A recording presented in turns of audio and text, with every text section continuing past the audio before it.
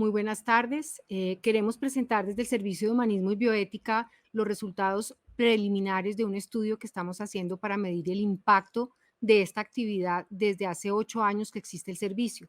Pero primero quiero poner en contexto lo que es el Servicio de Bioética y cómo se ha ido desarrollando en el tiempo. Este servicio recoge las experiencias ya de bioética dentro de la institución de muchos años y que finalmente se unen en una iniciativa de crear un servicio. Pero tenemos historia de comités de ética muy larga, como por ejemplo el Comité de Ética de Investigación con Seres Humanos, fundado hace más de 30 años y que vigila y revisa todos los protocolos de investigación que se hacen al interior de la institución, tanto de los sujetos como sujetos de investigación, como sus muestras o sus datos. Tenemos también el Comité de Ética Hospitalaria, que funciona hace más de 15 años, de acuerdo con la norma, para apoyar a los grupos médicos y a los pacientes y familias en situaciones difíciles. Y por último, el Comité de Humanismo y Bioética, que tiene dos actividades muy importantes cada año, que son el Premio de Humanismo y el simposio que se hace anualmente. Para recoger toda esta experiencia de la Fundación, se crea en el año 2013 un servicio de humanismo y bioética con un objetivo muy claro de promover el trato ético y humano al interior de la Fundación Santa Fe mediante estrategias distintas que en las actividades asistenciales, educativas, de apoyo y administrativas, y que obviamente redunden en la humanización de la atención de los pacientes y sus familias. Y eso genera unos objetivos secundarios de promover un trato digno y respetuoso hacia los pacientes y familias, fomentar y motivar todas estas acciones de relaciones humanizadas al interior de la fundación para todos los miembros de la fundación, y promover la ética, bioética clínica asistencial y la ética de investigación con seres humanos. La estructura que actualmente tiene el servicio está conformado por una médica institucional bioeticista y dos personas más, médica bioeticista institucional y una neuropsicóloga con su PhD en bioética. Dependemos directamente de la dirección de la fundación y de la dirección médica.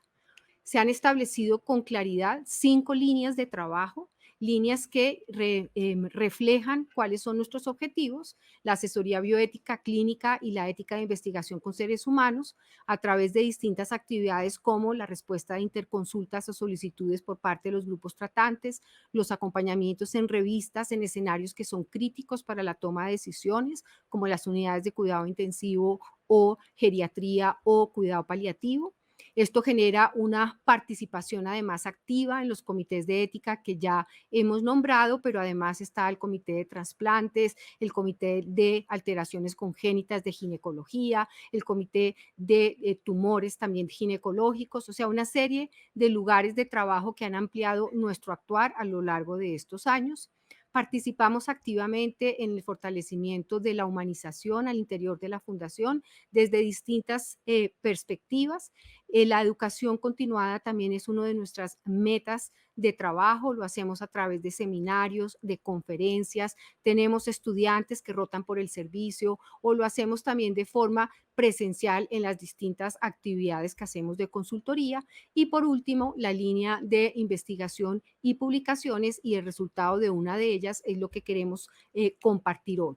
Esto genera obviamente objetivos claros, como ampliar siempre el alcance del servicio dentro de la institución, apoyar los procesos de humanización que se hacen también de forma permanente, ampliar nuestro relacionamiento externo con procesos educativos y vínculos con universidades, y la investigación.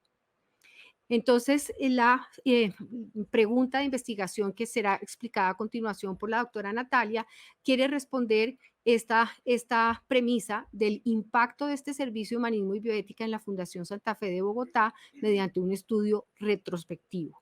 ¿Qué es lo que vamos a hablar entonces? Vamos a hablar de algunos datos cuantitativos, algunos datos cualitativos, el estudio de narrativas, y le doy la palabra entonces a la doctora Natalia para que explique este estudio. Buenas tardes para todos. Muchas gracias, doctora Paula. Antes de pasar al estudio, quisiera que pensáramos un poco, reflexionáramos acerca de lo que implica la bioética en este contexto de investigación. Hay un autor que se llama Engelhardt que habla de la bioética como un ejercicio de autoconocimiento, y eso es lo que quisimos hacer a través de este estudio. En la medida en que nos conozcamos y sepamos qué está haciendo el servicio, podemos reconocer su impacto, y pues es la propuesta que quisimos hacer. Este estudio es mixto secuencial, eso quiere decir que tuvo una primera parte cuantitativa y una cualitativa. Y esto tiene la intención de robustecer lo que dicen los números a través de las narrativas de las personas. Es retrospectivo, pues hicimos un análisis de las historias clínicas que ya les vamos a mostrar, y pues tuvo el aval del comité de ética con todos los procesos que requirió para su aprobación. Entonces, ¿qué fue lo que hicimos? Hicimos un análisis de todas las interconsultas que se realizan en el servicio, que se realizaron a través de las historias clínicas, perdón, desde el 2013 hasta el 2019. En total analizamos 413 interconsultas. Estos, como lo decía la doctora Paula, son hallazgos preliminares. Este es un gráfico que nos muestra la cantidad de interconsultas a través de los años, desde el 2013 al 2019. Y aquí podemos hacer evidente el crecimiento constante del número de interconsultas en el servicio. Cada vez son más. No, el estudio solamente contempló hasta el 2019, pero ya con los análisis que tenemos 2020 y 2021, vemos un aumento mayor de esas interconsultas, tanto que esas consultas que están del 2013 al 2015 se duplican en el siguiente año, en el 2016 ya podríamos tener la misma cantidad de interconsultas de 3 años anteriores, lo que nos muestra un gran impacto del servicio. Y además vemos que tenemos distintos grupos poblacionales, infancia, primera infancia, adolescencia, juventud, como lo vemos abajo cada vez más. Otra cosa que vemos en esta gráfica es que nuestro grupo fuerte de intervención son los adultos mayores, que podría estar relacionado con el foco central de intervención del servicio, que son casos de fin de vida. El 70% de las interconsultas que se realizan en el servicio tienen que ver con este escenario, lo que no significa que sea propio de la vejez, pero pues sabemos que hay una mayor tendencia a presentar estas solicitudes en este momento de la vida. Esos fueron los datos cuantitativos, tenemos descripción sociodemográfica en general, pero queremos centrarnos en los datos cualitativos del estudio. Y para esto nosotros hicimos un análisis pensando sobre qué hacemos sin lenguaje. Nosotros necesitamos reconocer que todo el tiempo tenemos, nuestra vida está enfocada a través del lenguaje, hablamos de nosotros mismos, somos contadores de nuestra propia historia, trabajamos hablando con otros, le hablamos a otros, el ejercicio de la interconsulta, del encuentro con el paciente y su familia es a través del lenguaje. Escuchamos a otros, todo está mediado con el lenguaje. Realmente parece que no hacemos nada sin lenguaje, incluso nos hablamos a nosotros mismos. Mm, Entonces, en el servicio de humanismo y bioética, a través del lenguaje se realizan estos procesos, se acompañan las decisiones difíciles, siempre a través del lenguaje se escuchan a las personas, se resignifican que esto es un concepto que tenemos en el servicio muy fuerte y es aquellas situaciones difíciles que parece que tienen un significado negativo, por así decirlo, se resignifica, se le da un nuevo significado a esto para que las personas puedan afrontar de una manera distinta esas situaciones difíciles. Se hacen esos acompañamientos, se promueve también la toma de decisiones compartidas, que esto hace parte de lo que promueve la filosofía fundacional, que es la atención centrada en la persona, en donde se reconoce a la gente paciente y su familia como personas que toman decisiones en el encuentro clínico. Se escucha desde la mirada de otros, que eso también implica ese reconocimiento de los diferentes agentes, y todo esto nuevamente es por medio del lenguaje. Entonces, ¿qué fue lo que hicimos? Ya con esta fuerza que queremos darle al lenguaje, mostrando estos estudios, estos resultados preliminares, es hacer un análisis del lenguaje, de las narrativas, de las personas que fueron a buscar apoyo al servicio. Fueron 60 interconsultas y lo que hicimos fue comparar los primeros años, como les mostré al inicio en el estudio, en los datos cuantitativos, los primeros años tenían pocas interconsultas, 30 en total, suman del 2013 al 2015, y tomamos 30 al azar del 2019. Comparamos las narrativas de esos primeros años con las narrativas de esas historias clínicas del el último año, el 2019. Esto es un pantallazo de lo que es la historia clínica del servicio y aquí lo que quisimos ver es cómo están las narrativas con relación al lenguaje bioético. Si vemos aquí, se lee un poco lo que no tiene que ver con la narrativa bioética, que sería información clínica de las personas, y creamos esta categoría inicial en nuestro estudio, narrativas no relacionadas con la bioética, pero también hay algunas descripciones en las historias clínicas que tienen relación con la bioética, como esta frase que se lee ahí de establecer un techo terapéutico. Eso nos permitió entonces hacer un proceso de categorización axial, que es este examen que se hace muy minucioso a través del lenguaje en los estudios cualitativos. Y establecimos por eso estas categorías iniciales, narrativas relacionadas con la bioética y narrativas no relacionadas con la bioética, que son estas clínicas, datos sociodemográficos y demás.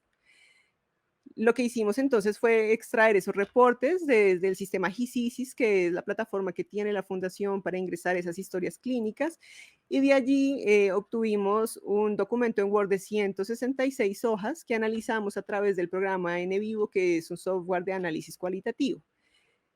Y bueno, el proceso de análisis. Tenemos estas categorías iniciales como narrativas no relacionadas con la bioética, pero lo maravilloso del estudio cualitativo es que permite la emergencia de esta información, que es el momento más importante de la investigación, y encontramos que hay lenguaje técnico bioético, pero también, bueno, como estas son ejemplos de frases que encontramos de ese lenguaje técnico: techo terapéutico, respeto a la autonomía, que es muy conocido, beneficencia, futilidad, muerte digna, pero también encontramos algunas expresiones que hacían referencia a la bioética, pero de manera tangencial, o que estaría relacionado con esa filosofía de atención centrada en la persona, como esas expresiones de ser más proporcional, ser cuidadoso. Esto parece que está cercano a la bioética, pero no es lenguaje técnico en sí mismo. Esto nos permitió entonces hacer este mapa de categorías, las iniciales, pero también con estas emergentes. Vemos entonces estas dos iniciales, narrativas no relacionadas con la bioética y narrativas relacionadas con la bioética, pero como nos interesaba era mirar estas narrativas relacionadas con la bioética, logramos hacer esta subcategorización del lenguaje técnico propio de la bioética y lenguaje que hace una referencia tangencial. En el lenguaje técnico observamos estos grandes temas: fin de vida, que como lo decía al inicio, de los datos cuantitativos, hace parte del 70% de los casos que se ven en el servicio, pero también está en el tema de autonomía, se habla también del acto médico y de toma de decisiones compartidas. Con estas subcategorías que ya son las palabras que encontramos en la historia clínica, y esto fue muy interesante ver cómo el médico que pide la interconsulta tiene en su reporte de la historia clínica apropiado este tipo de expresiones: muerte digna, eutanasia, respeto por la autonomía, definir la voluntad, voluntades anticipadas, beneficencia, futilidad, limitación del esfuerzo terapéutico y techo terapéutico. Esto es la nube de palabras que sale del servicio. Y aquí vemos estas expresiones que son propias de las narrativas ya de los médicos que nos interconsultan. Cuando hacemos este análisis de el pre y el post, como esa era la intención, mirar cuál es el impacto del estudio, en las narrativas previas vemos una cantidad similar de referencia tangencial de lenguaje que no es técnico de la bioética, pero que sí tiene que ver con esta atención centrada en la persona. Y vemos entonces una mayor cantidad de lenguaje técnico en las narrativas que son del 2019 cuando las comparamos con las de los primeros años. ¿Esto qué quiere decir? Tenemos esta presencia del lenguaje técnico en las interconsultas que tienen estas expresiones que las mencionaba antes. em, y también esto de esta expresión, perdón, esta expresión de información tangencial, que la doctora Paula, le voy a dar la palabra, nos va a explicar esto qué significa. Viendo entonces estos resultados preliminares del estudio, queremos retomar esa aparición de palabras no técnicas o tan evidentes de la bioética, pero que de forma tangencial ya hacen referencia a una atención centrada en la persona, y algunos términos que, si bien no son técnicos, pueden hacer referencia a este trato humano hacia los pacientes y familias. Y asumimos que además existían procesos anteriores desde la creación del Servicio de Humanismo y Bioética, pero antes del servicio ha sido la fundación una institución centrada en la atención en la persona, buscando humanizar todos los procesos. Existían los comités comités de ética y algunos profesionales con formación en bioética, intervenciones iniciales, obviamente, del Servicio de Humanismo y Bioética desde su creación, procesos de educación a estudiantes y a profesionales y todas las demás estrategias de humanización en la atención. Eso nos lleva entonces a entender estas narrativas con un lenguaje técnico, que hay distintas formas de educar en un escenario clínico.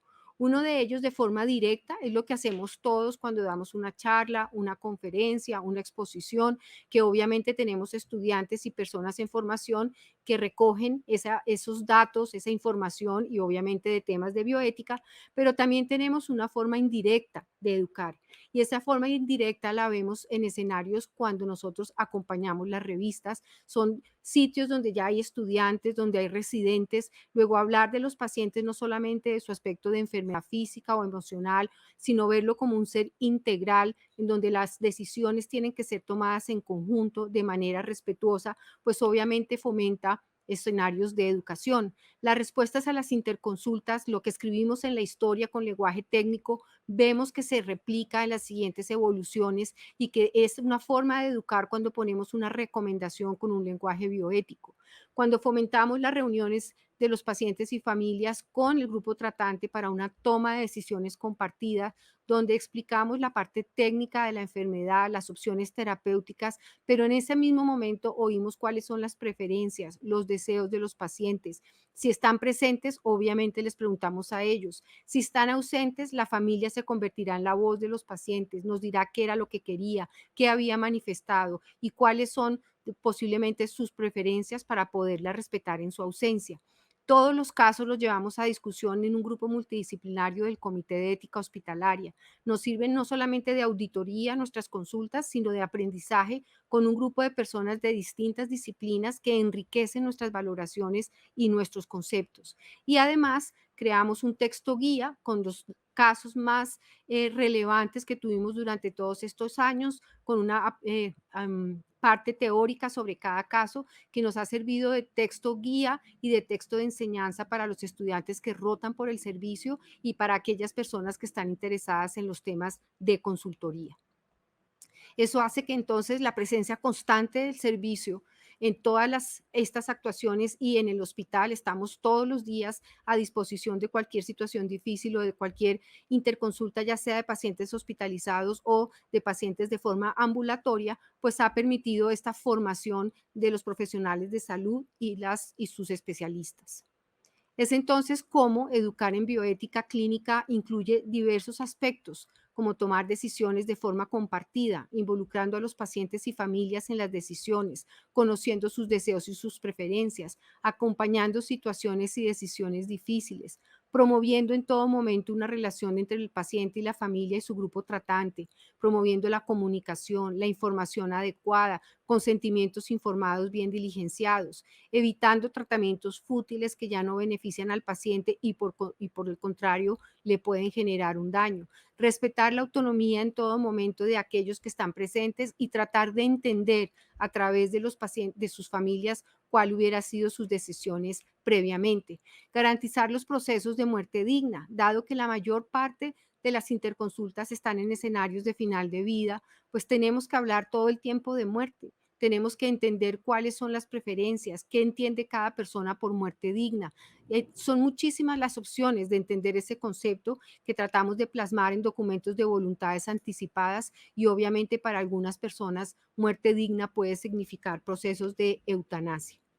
Pero además tratamos de que este proceso de educación cultive lo humano, que finalmente somos y lo seremos siempre, y como lo hemos oído durante todas las presentaciones en la tarde, somos seres humanos cuidando a otros seres humanos. Eso quiere decir que estamos fomentando todo el tiempo una atención centrada en las personas, personas que son tanto los profesionales dentro de la institución como los pacientes y familias. Educamos entonces desde la bioética clínica a nuestros profesionales y colaboradores y tratamos de fomentar en todo momento la sensibilidad moral. Eso nos permite ser cada vez más cálidos en esa relación médico-paciente. Buscamos ser empáticos, estar disponibles a escuchar de manera legítima al otro y cuando sea necesario dar el abrazo que el alma necesita.